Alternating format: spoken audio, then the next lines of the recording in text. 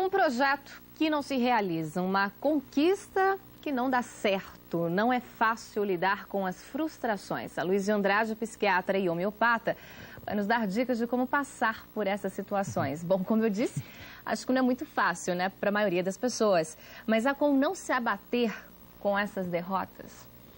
Patrícia, o que acontece é o seguinte: a frustração, ela tem uma característica peculiar, muito forte, que é do término da perspectiva, do término da esperança. Então, quando se fala em frustração, nós estamos falando de uma situação que não tem mais o que ser feito. Ela pode até num outro momento ser retomada, mas naquele momento é um momento de luto, é um momento de encerramento de perspectivas. Então, para nós, obviamente, que a frustração nunca é benéfica do ponto de vista de ser prazerosa ou de ser acrescentante no sentido de uma experiência bem-sucedida, mas sim, essa é a questão básica da frustração. Ela vai nos mostrar o limite, vai nos mostrar que nós temos até onde a vida nos deixa ir e a partir de onde não deixa mais. Todo mundo passa por isso, não é, doutora Luiz? Então, nós temos que aprender a conviver com a frustração? A convivência com a frustração, ela é importante lá, porque ela vai trazer para nós, então, esse treinamento para lidar com o não. Então, quando se fala em frustração, a gente está falando em não. Pode ser um não dado por uma outra pessoa, pode ser um não dado pela vida. Então, a convivência com o não é um aprendizado sofrido, mas é um aprendizado. Nós precisamos disso. E, obviamente, tenho que concordar com você, não existe nenhum ser humano que não vivencie a frustração. Agora, a maneira de lidar com ela é que a gente vai ver com mais detalhes, né, Patrícia, como é que é o melhor e o menos bom jeito. Pois é, e como fazer, então? É necessário uma certa habilidade, né? Temos que ter o tal do jogo de cintura, né, Patrícia? A primeira coisa, isso cabe lembrar ao telespectador, que nós temos que ser criativos para tudo na nossa vida. Então, quando a coisa complica, nós temos que fazer o quê? Terminou a possibilidade, terminou a perspectiva de um namoro, terminou a perspectiva de um sucesso profissional naquela área. Então, a pessoa tem que reduzir a importância daquilo. Primeira coisa depois da frustração não é reagir imediatamente, mas sim ficar mais voltado para dentro de si, fazer uma reflexão no que diz respeito ao que eu preciso de mudar para a próxima fase, para o próximo desafio, para a próxima etapa. Então, é importante, é fundamental, Patrícia, que a pessoa seja capaz de trazer para nós, né, que eu falei internamente, a capacidade de diminuir a importância daquilo. Eu tentei, fiz o que eu podia fazer, não deu certo. Ou é porque não estava na hora, ou porque não tinha que ser. E fazer daquilo um desafio? É um desafio, nem tanto, mas, vamos dizer, um aprendizado. Né? O desafio é o novo. Nesse caso da frustração, é o aprendizado, de que se eu fiz a minha parte, se eu me esforcei, se eu dei tudo que eu podia dar naquele momento e não aconteceu, é porque ou não estava na hora ou não era para ser. Você põe uma pedra em cima daquilo e pronto, tenta mais uma vez ou não? Qual é o conselho? Não é tão simples ali, pôr uma pedra por cima. Não, a pedra ali acabou nada, por cima, porque a coisa continua por baixo. Você tem que resolver. Na verdade, nós precisamos ter essa capacidade de aceitação e a principal característica que nós precisamos de usar diante da frustração é a humildade, de reconhecer que não foi possível. Agora, se a pessoa reage de imediato com uma reação colérica, explosiva, ou se ela guarda aquilo, isso pode até virar doença. Então, há que se fazer alguma coisa, não basta colocar a pedra. Agora, nós estamos falando de sonhos e metas possíveis. Há também aquelas pessoas que idealizam ou sonham demais e, por isso, passam por essas situações mais frequentemente?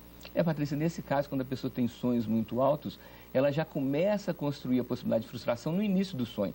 É como se ela desejasse algo que não é possível, como se ela desejasse algo que vai ser além das suas possibilidades, então, obviamente, ela já está começando a investir na frustração. Então, nós temos que lembrar ao telespectador que, para evitar frustrações, as frustrações evitáveis, obviamente, porque tem as que não são evitáveis, nós precisamos ter um planejamento, nós precisamos ter uma organização. Precisamos, então, de ter clareza das coisas que a gente quer, ver o que é viável, ver o que é possível e fazer um programa, fazer uma ordem de passos, de etapas para podermos, então, atingir o objetivo. E se fizermos isso tudo direitinho, bem feitinho, e não der certo, como diz outro, a culpa, a responsabilidade não é nossa, tá certo, Leia?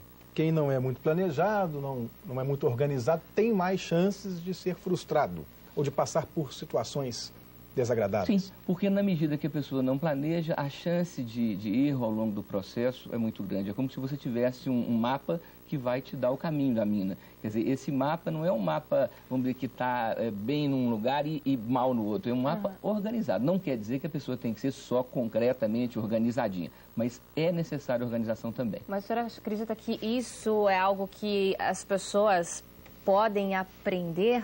Porque há pessoas que são assim, já nascem assim, Ou o senhor acha que é possível ela aprender a planejar, estabelecer metas claras e precisas? Sim, tudo é passível de aprendizado, quer dizer, isso daí é uma coisa importantíssima na vida do ser humano, nós aprendemos. Então, as crianças, no caso, são fundamentais enquanto fase da vida, né, que os pais, que os professores coloquem os limites.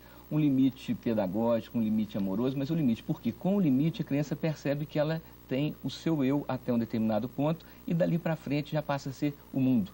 Então, essa noção de limite vai ser muito importante para que, quando adulto, essa criança não tenha o que a gente chama, Patrícia, de baixo limiar de frustração. O baixo limiar de frustração é aquela pessoa que fica incomodada, que fica frustrada por qualquer coisa, qualquer bobaginha. Então, se eu queria comer um doce antes do almoço e minha mãe não deixa, eu então explodo de raiva. Então, na verdade, as crianças são fundamentais nesse processo para que elas aprendam não. Não é uma pedagogia do não contínuo, não é falar não o tempo inteiro, mas é falar não naqueles momentos que realmente são momentos não, são momentos inadequados para determinados procedimentos, para determinados comportamentos. Existe alguma situação em que a frustração é mais forte? Traição no amor, por exemplo? É isso daí, nossa senhora. Então a gente pode falar que as maiores frustrações estão relacionadas com as traições, ou seja, uma traição entre amigos antigos, uma traição entre familiares, entre irmãos, né? A traição no amor, a traição no trabalho, que são pessoas com as quais você convive com um grau de entrega muito grande. Ou seja, você tem um projeto com aquela pessoa, você tem um projeto a ser desenvolvido. A traição, nesses casos, então, muitas vezes leva não só a questão da frustração, mas a questão também do rancor, da mágoa e do ressentimento. Agora, há também, vamos dizer assim, a perda individual, uma frustração de um projeto de trabalho, por exemplo. O senhor acredita que nesses casos especificamente a pessoa ela deve aprender a identificar aonde aconteceu a falha? É, porque aí tem dois fatores, os fatores externos, né, e os fatores internos. Dos fatores internos é onde eu falhei, onde eu errei. E isso daí serve para quê? Não para ficar culpado, não para se sentir responsável pelo problema que aconteceu, mas sim para prevenir no futuro, ou seja, para não repetir aqueles erros. E volto a dizer, se a pessoa foi esforçada, se ela foi coerente, se ela foi batalhadora, quando a coisa não dá certo, não é motivo para uma frustração neurótica, para uma frustração exagerada. A pessoa tem um incômodo, tem um mal-estar, mas ela não tem um abalo profundo das suas convicções. Agora é preciso coragem, né? Sim, a coragem é fundamental, né? A gente costuma brincar e dizer que as frustrações são como onças na nossa vida, que a gente encontra uma atrás da outra. A nossa atitude, a nossa postura diante dessas onças, diante desses desafios, dessas frustrações, vão fazer então com que o resultado seja mais ou menos bem sucedido. E refletir também depois desse momento, né, doutor Luiz? Sempre, né? Sim, sim. Refletir e aprender. Muito obrigado, Luiz Andrade, muito obrigada. Obrigado.